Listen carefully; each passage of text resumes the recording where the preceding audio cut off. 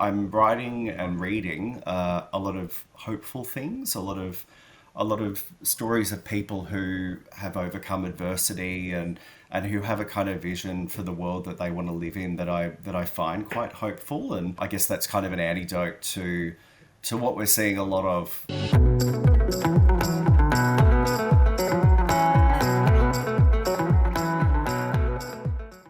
Hello and congratulations for arriving yet again at Radio Woodfordia with me, your host, Harley Breen. Today's guest was a first-time meeting for me. It's Shannon Molloy, award-winning journalist and author. Some of you may already be familiar with his award-winning book 14 that went on to be a play, was meant to be on once, got a national tour, absolute gangbusters. And he was a good yarn hearing about him growing up as a young gay man in country Queensland. You can imagine. Not easy, but I think he built an incredible bit of resilience that's gone on to already be a great legacy. And I liked his message around that maybe it doesn't get better, but the message is actually never give up. And I feel like he's done that, and he's been a great voice for a lot of people. And I enjoyed meeting him and having a chat. Here it is. Hey, Shannon, how are you? Hello. How are you? Yeah, I'm good, mate. Thanks for making time to have a yarn. Thanks for having me. It's very great to chat. And for people that are only listening, you are down in Sydney town.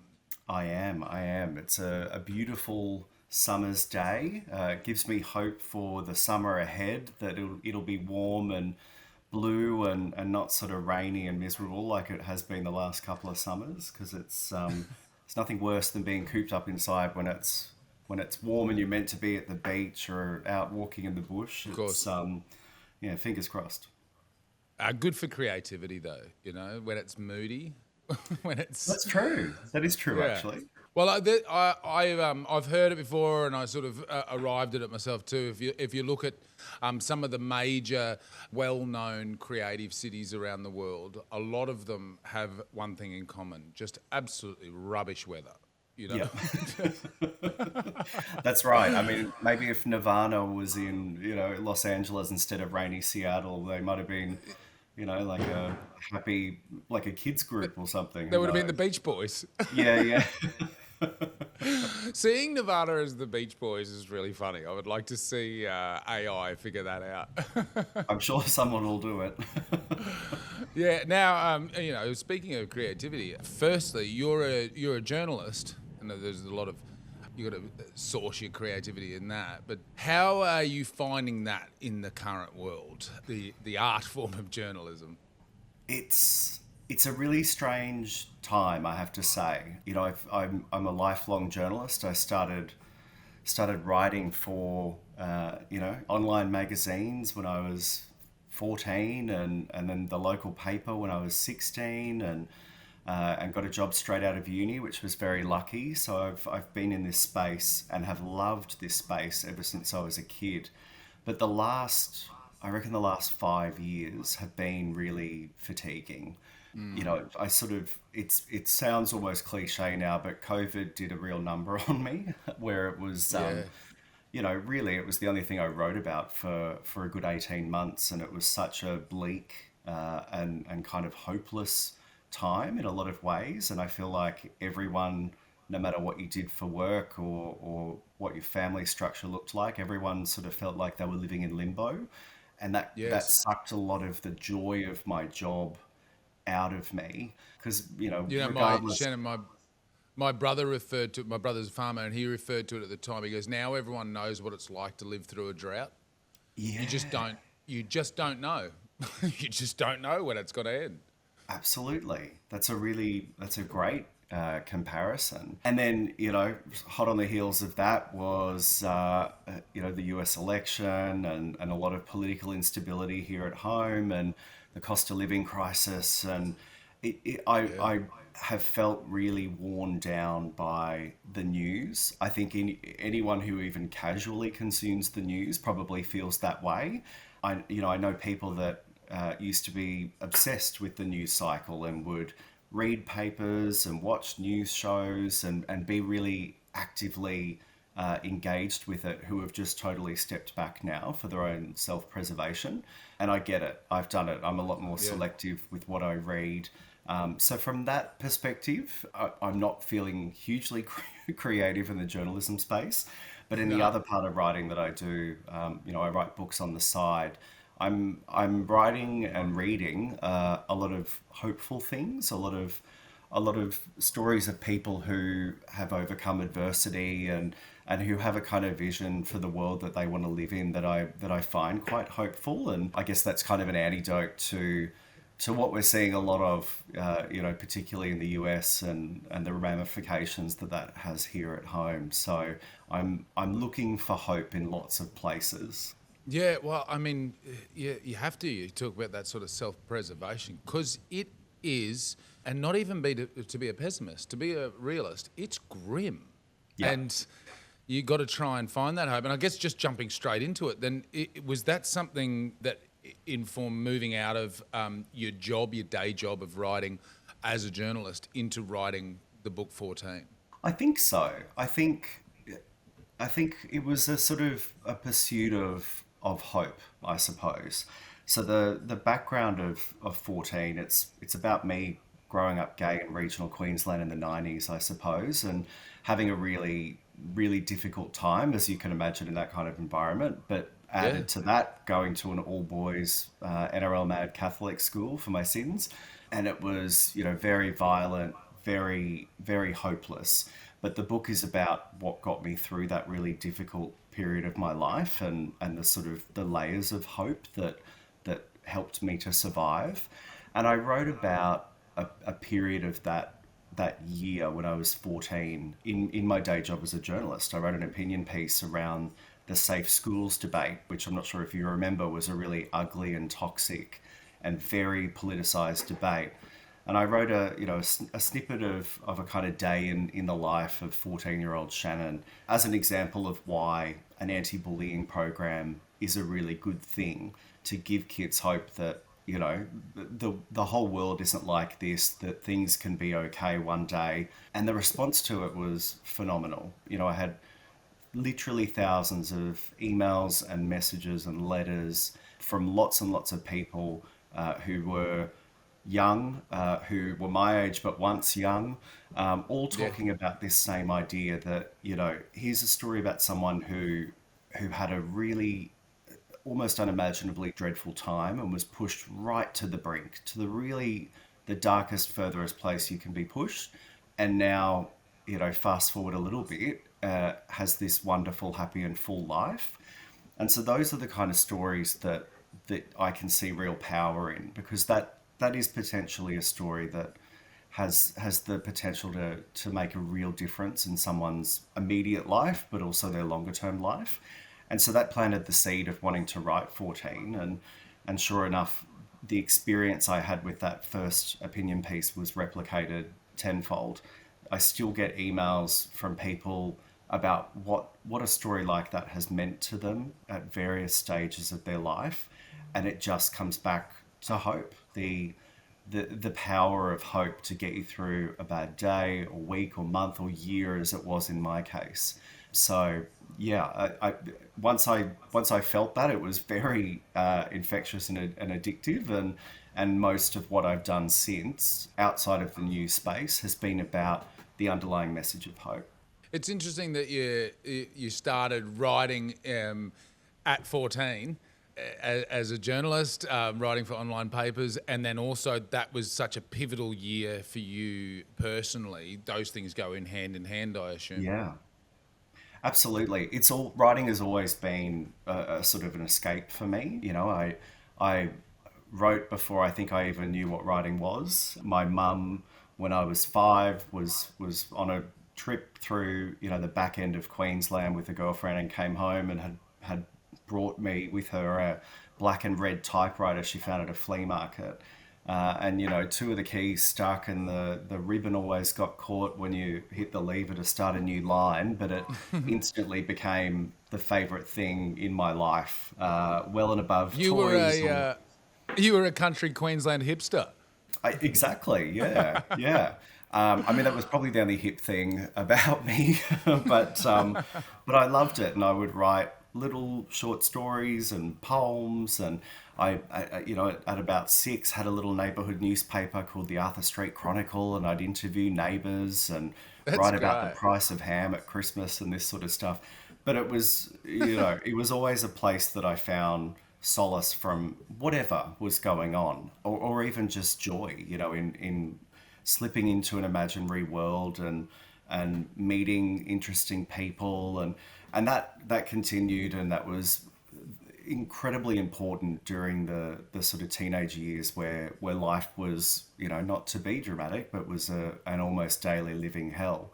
I would write, stories about what I wanted my life to be. I would write pieces for online magazines about dumb stuff, but like, why 90s pop was this kind of antidote to depression and horror, and therefore made it a legitimate genre of music. Um, it was a place for me in my bedroom to sort of escape, I suppose, and find a safe space, and that's still the case. My life is amazing. I'm very lucky, but like everyone, have tough times and tough days, and even if it's just jotting down the few things about the day that were manageable, or gave me a break from whatever was difficult. It's a very important part of my kind of, yeah, sense of safety, I suppose, is the best word. Yeah. Oh, I like that you found that for you. That you found that. Thank God. Thank God. Yeah. I hate to imagine. But for me too. At 14, were you openly gay in that country Queensland community? No, but I mean, you could probably see it from space. It was no huge secret. It was very obvious, and especially in the context of a couple hundred boys who loved footy and talking about the most horrible misogynistic ways about women, and that was not me at all. I was in the library reading or writing or hiding in the bushes away from those kids. And I loved, music, and the gayest music possible. And I loved to dance and that sort of What's thing. the So, gayest music possible in the oh, I 90s? mean, when Shania Twain sings "Let's Go Great. Girls," I could tear the roof off a house. I'm ready to go, and that's how I was, kind of, not deliberately. I just couldn't be anything else. I certainly tried at times to mute those parts of my personality, but failed. So I wasn't out. I absolutely knew I was, and I hated it. And it was terrifying to me, especially looking around and thinking, oh, this is how it's going to be everywhere forever. I didn't know any different. Pop culture didn't really help. There weren't many positive examples of what it meant to be gay on TV or in films. The gays were either kind of, you know, villains, or were dying, or whatever. The news, I remember, was the tail end of the AIDS crisis, and just feeling horror and fear about that. I remember watching crime specials about all the men that were being murdered in the eastern suburbs of Sydney, and thinking, my God, you can't even go out for a beer or walk down the street or walk home. And of course, I remember the controversy, the hatred about Tasmania changing its law in 1997 to decriminalise homosexuality. I Seeing was the there just before that as a young man, a young teenager, and I grew up in a pretty conservative, homophobic Christian organisation, and I was there in '93. Yeah. It's etched in my head that the horrible yelling that was going on at Salamanca markets around that exact issue. Yeah, I mean, I just wanted to jump back to the thing. You had this refuge of writing that has been with you the whole time. there's a part of me that feels a bit of a sadness for you that was because you needed that, because I didn't grow up gay in country Queensland, but I did grow up wanting to be a creative beatnik bohemian in a Methodist church in country Queensland. So I feel like there's some connection there. And I really found it very hard to find a place. And I guess I wanted to lead into, and I'm not saying that I advocated in any way, but without that trauma and darkness, do we get your beautiful contributions to the writing world? You know, and I'm not saying that we should keep that then. We should keep bullying and trauma and darkness so that we can have future artists. But that's the dichotomy, right? That you wouldn't be you without that shitty stuff. For sure. There's no doubt. You know, it sort of made me think about parts of myself and my psyche in a way that I probably wouldn't have, but also the human condition, you know, particularly writing 14, looking at it through a lens of decades later and much more wisdom. The most interesting part of the kind of healing, if you like, process of writing that book was the way I thought about the kids who made my life hell. You know, I hated them in the moment and I hated them for a long time after, but then sitting down and re-examining this period of my life forced me to think about them in a perhaps more empathetic or understanding way and asking questions like, well, the most simple one of why? Why were they like that? Why at 13 and 14 and 15 were they behaving in a way that is almost unnatural for a kind of untarnished kid as they were supposed to be? Where did that come from and what were they thinking while they were behaving that way? And I think it's healthy that you did that, Shannon, but I think it's unfair that you had to. Yeah, I guess so. But maybe I wouldn't have been so open or willing to ask the why question, not just about them, but about so much in the world and in my life, if I hadn't come from a place that kind of, you know, made me reflective and empathetic and curious about the good, the bad, and the ugly of life. But it, you know, in terms of my writing, I don't know if I would be a writer or if I would be the kind of writer I am without that experience. Of course, I wish it hadn't happened. It would have saved a lot in therapy. But it shaped me in ways that are positive, I suppose, some negative, but positive in ways that I suppose I'm grateful for, which feels weird and unnatural to say, you know, to be grateful for the aftermath of this horrible thing. But you're right. I think a lot of art comes from places of darkness or sadness or loneliness or whatever emotion. Not to say that happy people can't be creative, but no, that's I recommend trying it. I do look at some of them because I do know some of those weird freaks, and I'm like, how? Why are you here? You seem so together. Yeah, absolutely. Maybe it's, I don't know. Yeah, I think Have you seen? Sorry, you go, Shannon. I was just maybe the biggest thing this period of my life made me is grateful. I'm grateful for good people. I'm grateful to have a sort of empathy and patience for the bad people or a willingness to try and understand them. And I'm grateful to be able to tell stories that people read. Yeah, I was just going to ask, have you seen any of those boys since you've all become men? Not the really, really bad ones. I've seen a lot of people from that period of life since I wrote the book, and then the book was adapted into a stage production, and it was meant to be a one-off as part of Brisbane Festival, and then did well, and it toured nationally. And so I've heard from and seen a lot of people from that period of my life as a result of that, which has been a mostly really nice experience. I've never heard from any of the really bad characters from my story, I suppose. I know I know where they are. I keep tabs, like any sort of. Sounds ominous. I'm glad you said Yeah, that with yeah. the spring in your step.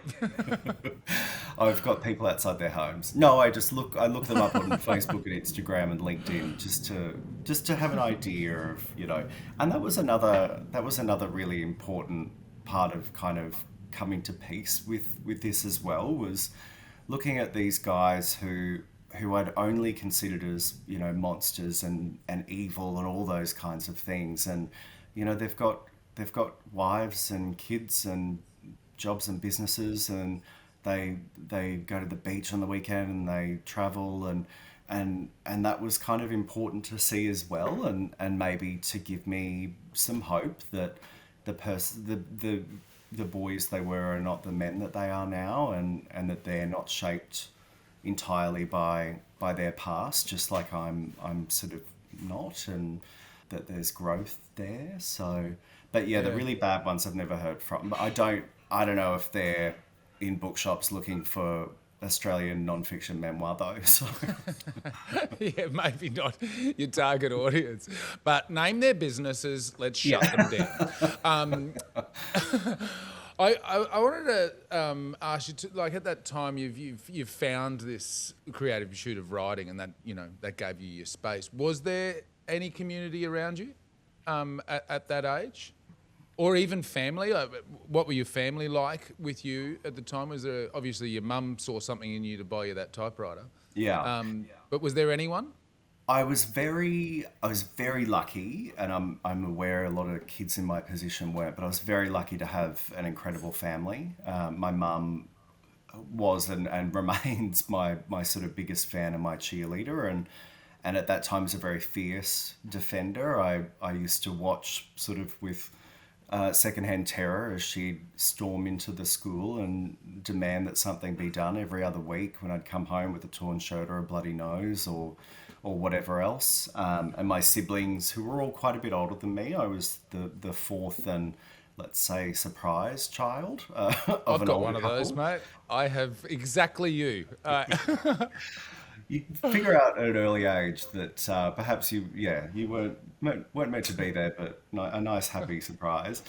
And my siblings were very supportive, and particularly of the sort of, I guess, the unexpected creativity of me. I've got two brothers. One was a copper, and the other was ended up in the Air Force, and they're very rough and tumble and love sport. And here I am, talking about prose and character development and all the rest of it at about 10. But they were great. They were sort of bodyguards when they could be, and so that was lovely. And then around sort of 12 or 13, I completely by accident stumbled upon the local youth centre in Yeppoon, which was run by this social worker who was basically straight out of Central Casting, purple hair and tie-dyed kind of caftans and big chunky jewelry, and this voice that I can still hear in my head all these years later, that was like, I sort of call it sing song. She spoke in song almost, and That's funny. she was the most beautiful person with this kind, like, you couldn't help but feel better talking to her. And she was hugely encouraging of my writing, and of exploring other parts of creativity like music. I do not have a musical bone in my body, but she would make me, go to drum circles and try drumming, and she Again, that's going to make you stand out in country Queensland, right? a little bit, a little bit. She's not helping at this point. No, well, yeah, she learnt, the very first one we did was timed at around the point when all the surf boys would head out in their boards, and we are there in the corner, fire twirling and doing a drum circle, and she went, oh, maybe let's try it a few hours later next time. So she adapted, but she was really warm and sort of just insisted that I should explore this side of myself that didn't feel cool and that felt totally unlike anything the other boys were doing, and so she was sort of my community, I suppose, and through the youth centre I met a bunch of other kids that also felt like they hadn't really etched out their place or figured out where they belong, and they were all into different things, but I clung to them, and we sort of made our own fun, I guess, or our own distraction is probably more apt. Oh, well, I'm grateful for you being able to at least find her Life in that changing. space. And you use that word that I'm obsessed with, of community. And obviously, just having even that tiniest bit, but how important is that, the idea of community to you now, with that as your past and where you are now as a professional and a father?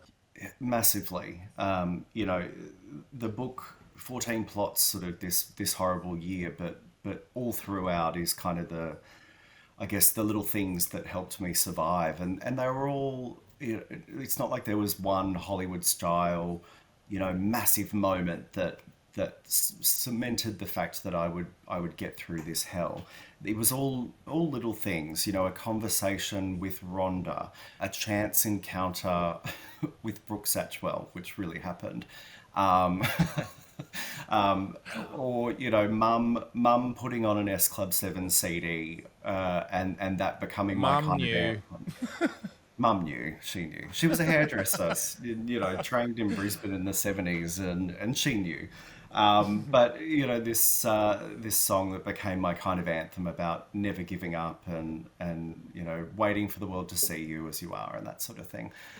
But really, the kind of the strongest thing and the common theme through the book is community, for lack of a better word. It's the couple of girlfriends that would hold my hand and wipe away my tears, but also on the flip side of that would come up with horribly choreographed dances to every song on Video Hits on a Saturday morning, and run down the hill to get a Colonel burger from KFC with me. It was my siblings and their kind of words of hope and wisdom.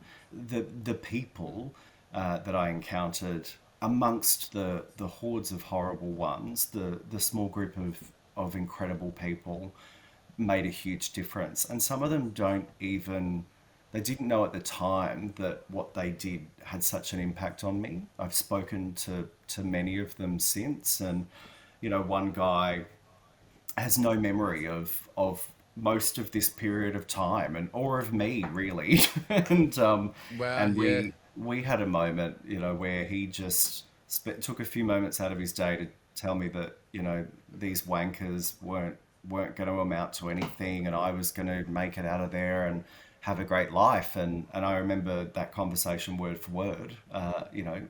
38, 37, whatever the math is, years later. You're not a day over 35, Shannon. Thanks.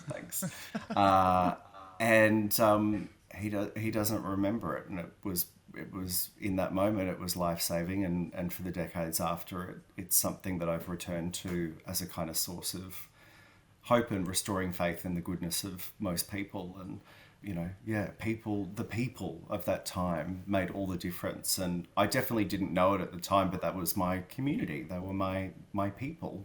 Yeah, I think it's an important reminder for myself and anyone listening that those little moments, you can just say a couple of kind words or do a little kind thing and have no idea the impact that can have on somebody that you may not know is going through, a harrowing situation like you. Yeah, it's the power of small acts of kindness. Yeah, absolutely. Because I could sit here and list the ones that I've experienced, that I've received from people, and I don't want the next question to be staying in the negative at all, but I feel like it needs to be discussed. Plenty of gay mates of mine were involved in a sort of campaign and a movement. I can't even remember how many years ago, and I'm sure that you were either involved in it or saw it, of It Gets Better.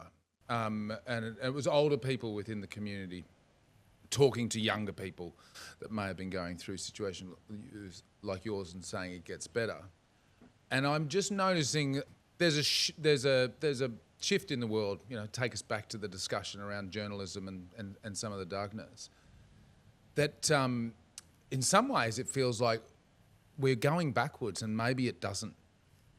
You know, which I know is I've tried hard not to frame that as the negative, but that what are we? Because we've got to be vigilant on this. You fight for Yeah. these freedoms and acceptance, and to be safe. That maybe there's people in country regions at the moment not feeling that way. I'm sure there is. I completely agree. It's something that I've thought about more and more over the past couple of years, where it feels like we're regressing and going back in time, especially so for certain members of the queer community. I wouldn't feel authentic to tell a trans teenager, for example, that it gets better, because there's little evidence to suggest that it has, or that it does, or that it might. I think what gives me hope is that when I was younger, I may not have fought because I didn't see a kind of, I guess, the proof in the pudding of what fighting can do. I think maybe now, or I hope, young people can see that there are people their age, there are older people who are showing up and fighting for their community, and that I think that people are listening, and I think that there's pressure to do better, whereas once upon a time the status quo was easy to stick with, if that makes sense. Yeah.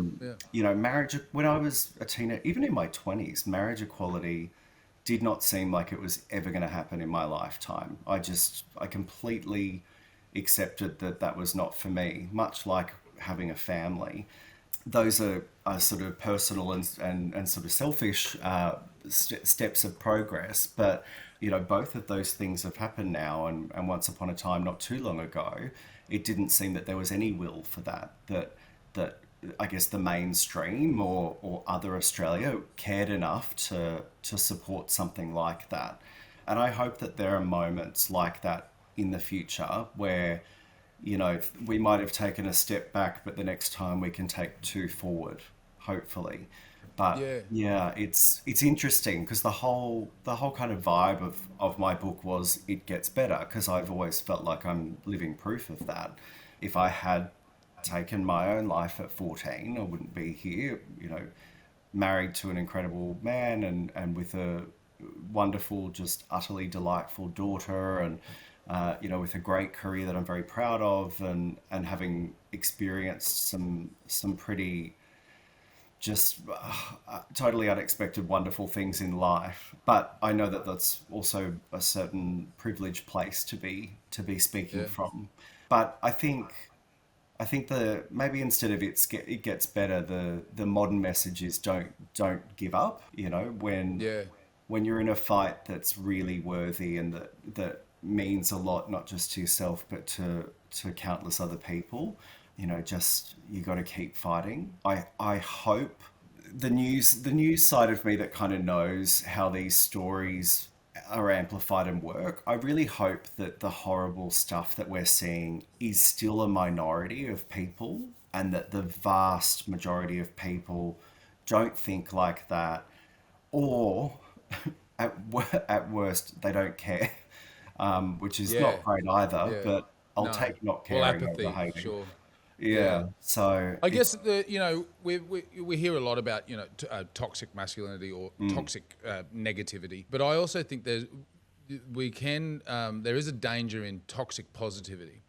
No, it's fine, it gets better. Or during COVID, I had people from older generations going, it'll all be fine. I'm like, well, it might not be. It might not all be fine. And so what I try and do in an age-appropriate way, for depending which one of my children I'm talking to, if they're going through a hard thing, and I'm usually trying to talk to myself, is say, this is a really hard thing, and it might remain to be hard, but that actually it's the group of people around you that you amass that will help you navigate that hard time is probably more important than just going, like, Are You OK Day? I think a great initiative, but it's like, no, I'm not. Now what are you going to do? Exactly. and maybe it doesn't get better. Maybe it's a struggle for a really long time. But if there's a group, that was so integral for you to have that woman at that youth centre, Yeah, that we absolutely. need to build that. Yeah. Yeah, and help people cope. You know, Yeah, it's, I think it's interesting you sort of talk about toxic positivity. I feel that way a lot about kind of new age or the Instagram age pop psychology stuff where, it's suddenly, it feels totally unnatural to ever be anxious. Like anxiety is normal. It's part of the, the way our brain regulates our body and makes us take notice of danger or whatever. Anxiety is yeah, normal. There are plenty of instances where it's sort of unregulated and not healthy, yeah. but general anxiety is fine. And I think the way we can help people be the best versions of themselves is to provide support and coping strategies. I talk about how wonderful my life is now compared to 14, and that's absolutely true. But I still have shockers every now and then, and down periods. But the difference is I have that hope that I'll get through it, and I have a whole heap of coping strategies, and most importantly, as we've said, a remarkable community of people that I can lean on and draw on. To make this specific chat and topic about the land that I'm currently sitting on interviewing you, that houses this wonderful folk festival, which I know that you haven't been to, which I find inexplicable that you were into drum circles and fire twirling in country Queensland and you didn't find this place. Shannon, I hate to tell you, your people were here. What do you, even the fact that you haven't been here, but do you see a place for that bigger community, almost the community of communities in our society, in helping the yous of the world, the me? We were different, but there's some similarities Yeah. in building better community. Oh, absolutely. I haven't been to Woodford, but and I'd love to, but I've been to more writers' festivals than you can poke a stick at, and my favourite part of it is that community, both meeting readers who are like die-hard fans of a particular genre or a particular type of author or just reading in general, but also the authors community. There's one festival in particular that has a reputation for being like schoolies for authors, and Great. it's the best. And it's also my Are you favorite. are you allowed to name the festival? It's Adelaide. It's Adelaide Writers Mate, Week. I could have guessed it. Yeah, that's the It's place for that kind of behaviour. I was very surprised, I have to say, but had a ball. But that community of, you get together and you talk about your wins and you talk about your struggles, whether it be, a book not working or an agent not being behind an idea or being stuck with the flow of creativity. That's a fantastic community, and as part of many of them, there are youth programs where young aspiring writers can sort of come up. I went to some festivals when I was an older teenager where it was all entirely youth focused, and it was amazing to sort of find like-minded people and to bounce off their creativity and to feel like mine was kind of worth something as well, or was interesting to someone else. So massively believe that the point of festivals, particularly like Woodford, goes far beyond the entertainment value.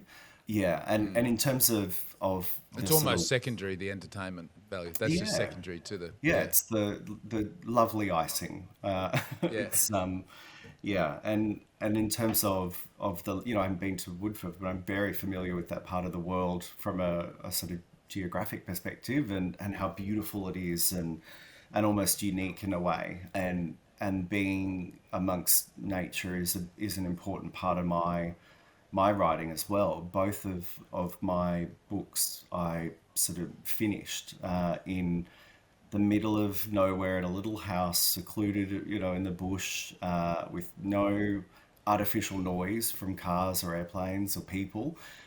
for a good week or so, just trapped with me and my thoughts and this manuscript that I was trying to finish, and it was crucial, not just for the books, but for my kind of, I guess my feelings about them, and being able to put it down and put it in the hands of the literary gods. So yeah, and that nature aspect was really important too. And even the ghostwriting gigs that I've done on the side, I've tried to sort of find opportunities to go away somewhere secluded, or to take myself away from my normal working space and just be amongst something, water, ground, trees, animals. Yeah. Yeah. Yeah, I mean, you speak my language. I try and do it as often as I can. I'd do it permanently if the current system we're in would let me. More and more as I get older, there's sort of the idea that my parents loved of just going and living in a little modest house in the bush somewhere one day. That's very appealing. Yeah, isn't it? Shannon, we're almost out of time for a lot of... The next thing I wanted to talk to you about is an episode in its own, but if you could, I don't know, give me an elevator pitch for where... I know that you're very passionate about men's health. Where do you think we are? What, as men, I'm trying to raise 3 of them. And yeah, I guess, what's something that you think that we need to be working on? I think it's going to come back to community. Yeah, I think it does. I think and healthy community. I think the really worrying thing is that a lot of younger men have found community, but it's unfortunately on social media and driven by people like Andrew Tate. Yeah. That makes me worry. I think that undoes some of the good that has been very slowly achieved over recent decades about, the not so positive parts of masculinity that can make it really difficult to be a bloke who's not okay. And then aside from just undoing those positives, it adds a whole lot of negatives that weren't there, and that I don't think many people thought were a risk of being there, particularly when it comes to how young men and men in general treat women. I'm very concerned about that.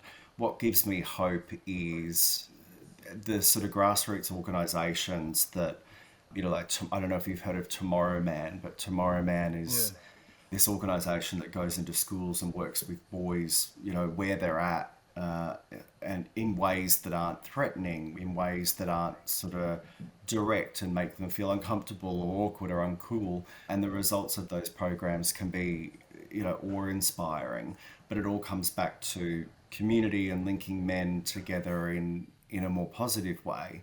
Because if you think about it, the community that our dads and their dads might have had, like I think, the elements of community that our dads and their dads had, like, church or a union or a footy club or, Rotary or whatever, they're much less common these days. And so men don't have that.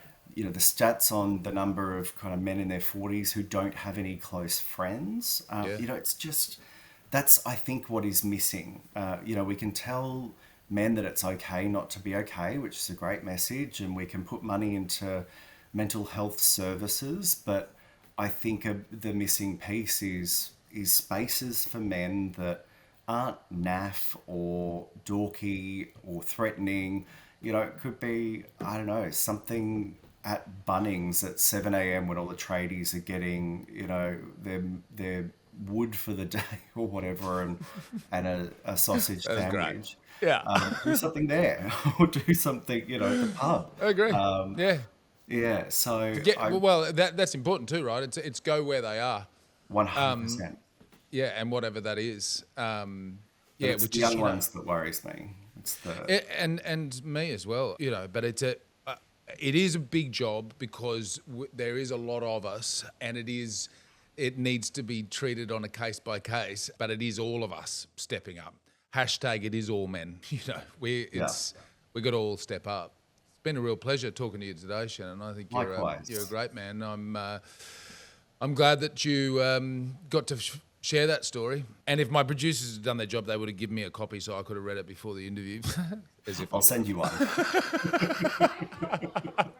I'm being told just got one. You can send it. Great. But hey, come to the Woodford Folk Festival, Shannon. I'll put your name on the door. I would love to. I really would. It's been too many years in the making, and it's I'd love to. Well, an absolute pleasure, and thanks heaps for your time. Thank you.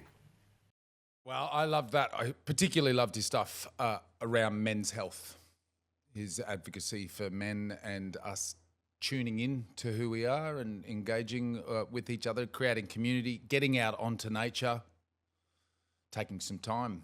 Thanks for tuning in. This episode, as with all of them, has been recorded on Jinnabara country, produced by the people at Woodfordia Inc. Music, always from those legends, the East Pointers. I'm Harley Breen. Love to see you in the next one. Make sure you like it, subscribe it, share it around. It's Radio Woodfordia.